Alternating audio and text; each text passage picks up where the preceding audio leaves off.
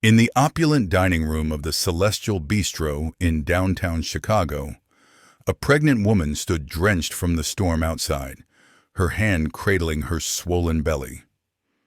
The air was thick with the clink of crystal glasses and the murmur of high society, but her soft voice sliced through it all. "Excuse me, sir," she said, addressing the man slicing into a $250 filet mignon. "Is there anything you won't finish?" The room froze. Forks paused mid-air. Whispers of disdain rippled through the crowd. "How dare she?" hissed Cassandra Wentworth, a socialite dripping in diamonds, her voice sharp enough to cut glass. "Who let her in here?" The woman, Amara Jackson, 26, stood tall despite the weight of her 8-month pregnancy and the scorn burning into her. Her eyes, though tired, held a quiet fire. She wasn't begging for pity. She was asking for survival. At the head of the table sat Ethan Caldwell, a tech mogul whose company, Skyline Innovations, shaped half the city's skyline. He lowered his fork, studying Amara. Something about her unshaken dignity amid the sneers caught his attention. "When did you last eat?" he asked, his voice steady, ignoring the gasps around him. "2 days ago," Amara replied, her tone calm but unflinching. "No sob story, no theatrics, just truth." Ethan's jaw tightened. "Waiter," he called, his voice silencing the room. "Bring her a plate." The crowd erupted in murmurs. "Ethan, you can't be serious," Cassandra snapped. "This is a 5-star restaurant, not a charity kitchen." The manager, sweating, hurried over. "Mr. Caldwell, perhaps the lady could eat in the back. The other guests are unsettled." Ethan's eyes never left Amara. He saw something in her, a strength that didn't bend under the weight of their judgment. "Sit," he said, pulling out a chair at his table. "Right here." Amara hesitated, not out of fear, but calculation.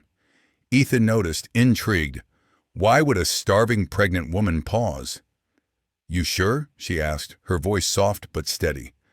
"I'm soaked. I'll ruin the chair." "You're perfect as you are," Ethan replied. "What's your name?" "Amara Jackson."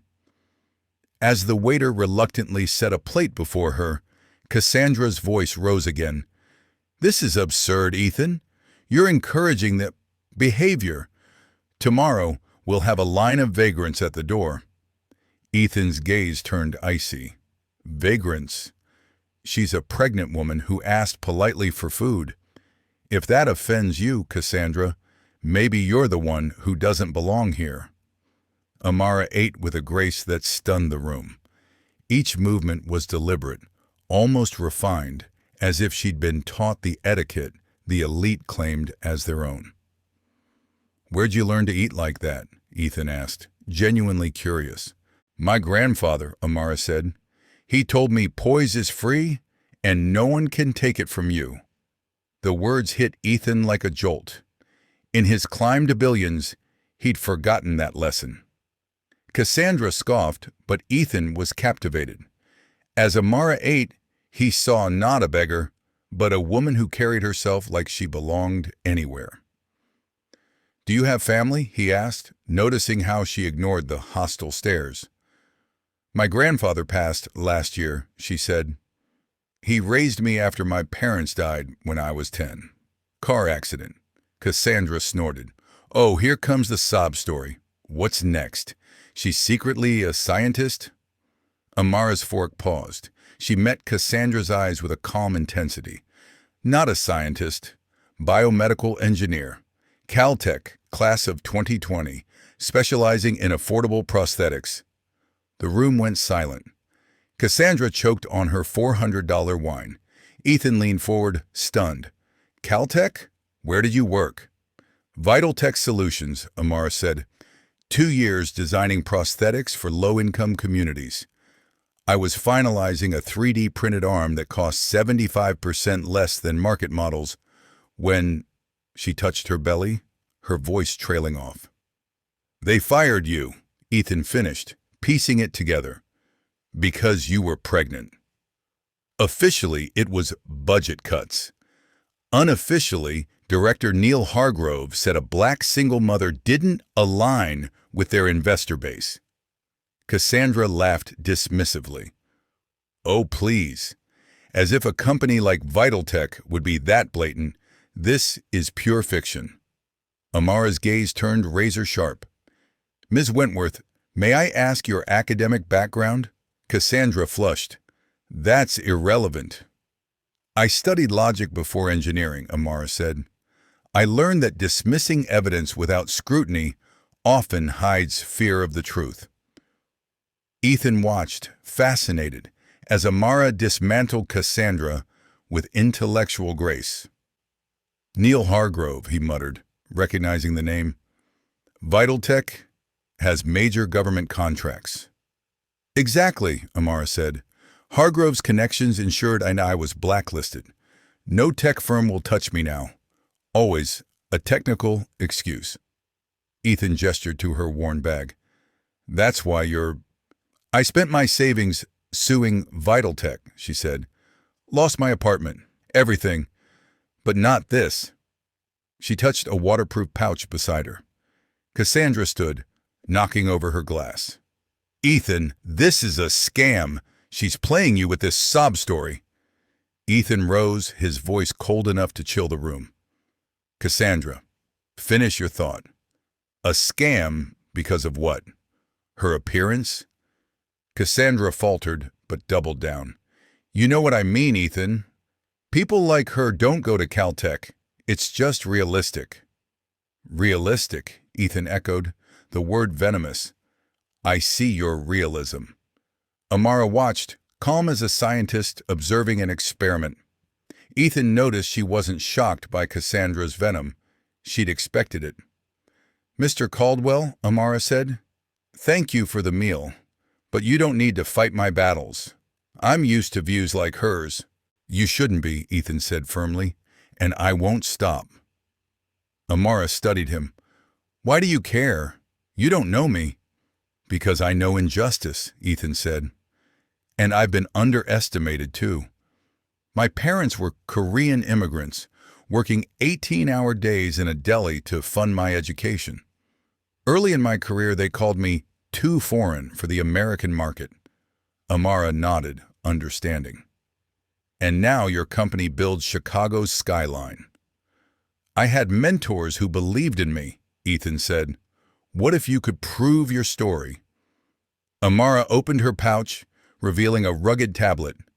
This holds 2 years of research on affordable prosthetics and evidence of systemic racial discrimination at Vitaltech. Cassandra scoffed. A magic tablet? Convenient. Amara powered it on, showing Ethan intricate designs, code, and incriminating emails. My God, he whispered, this is real. The question, Amara said, is what do you do when you have life-changing tech and proof of injustice, but society says you don't deserve a voice? Ethan's phone buzzed. A text from an unknown number. Heard you're making friends. Careful. Some doors stay closed for a reason. NH. Amara glanced at Cassandra, who was typing furiously. Connections, Amara said. Hargrove has eyes everywhere. Ethan texted his lawyer, Lena Carter, a 40-year-old Howard grad known for crushing corporate giants. I've got someone for you, he wrote. Ethan, you're insane, Cassandra exploded. She's a fraud. Cassandra, Ethan said, his voice silencing the room. Leave. Humiliated, Cassandra stormed out, muttering, You'll regret this when her story falls apart. Tell me about Hargrove, Ethan said to Amara. Hargrove didn't just fire me, she said. He targeted every black employee who threatened his company's white hierarchy. I have proof of 10 cases over 4 years. Engineers, researchers, all silenced. Ethan's anger flared. You documented this? Amara's smile was sharp. My grandfather taught me that intelligence without justice is hollow. I've got recordings, Emails, falsified reports, 4 years of it. Ethan realized Amara wasn't a victim. She was a strategist, turning persecution into a weapon. Lena Carter arrived, her presence commanding. "Amara Jackson," she said, recognizing her, "your prosthetics research is brilliant. What Vital Tech did is criminal." "Can you help her?" Ethan asked. "Better," Lena said. "We can bury Hargrove. With her evidence, we're talking federal charges." "Federal?" Amara asked. "Vital Tech's got $250 million in government contracts," Lena said. "Proving discrimination means they lose it all. Billions in fines." Amara tapped her tablet. 4 years of data, 10 cases, recordings of Hargrove rigging promotions, sabotaging black talent. Lena's eyes gleamed. 3 months to file, 6 to win. Amara's phone buzzed. Another text from Hargrove. "Found powerful friends, won't help. Accept your place and vanish quietly." Ethan's expression darkened. Lena typed a reply. "Mr. Hargrove, this is Lena Carter, Ms. Jackson's attorney. Direct all communication to me. This is your notice for witness intimidation." Hargrove's response was instant. "Lena Carter, the small-time lawyer playing big. Good luck with your beggar's fairy tale." "He just dug his grave," Lena said, smiling coldly. "Are you sure?" Amara asked. "Hargrove's connections are deep." "His kind thrives on fear," Ethan said. "Not today," Lena leaned in. "I've been tracking Vital Tech for years. My brother, a top chemist, was passed over for a lesser white candidate. When Ethan called, I knew it was you." "So this was planned?" Amara asked. "Justice was," Ethan said. "You've got the keys to unlock what Hargrove thought he'd buried." Amara exhaled, feeling alone for the first time in months. "My baby's due soon." "Perfect," Lena said. "When Hargrove faces court, you'll be holding your son. The optics will crush him." Ethan grinned. "Your prosthetic design, does it work?" "Flawlessly," Amara said.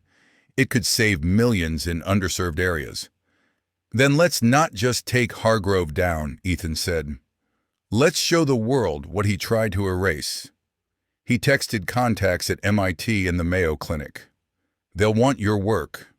"Why help me?" Amara asked, moved. "Justice needs a push," Lena said.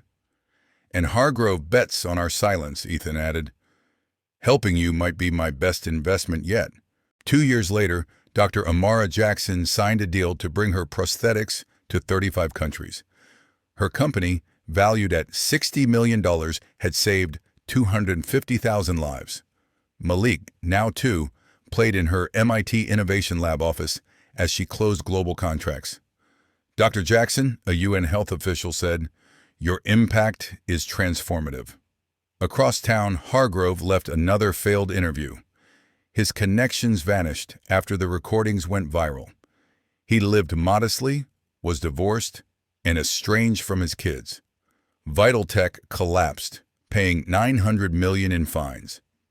That day, Amara got a call. "Dr. Jackson, I'm Malik Thompson, a black MIT student. Your story got me a scholarship. I'm building tech for rural clinics." Such calls were daily. Amara inspired a generation of minority innovators. Cassandra Wentworth, shunned by her social circle after her viral remarks, faded into obscurity.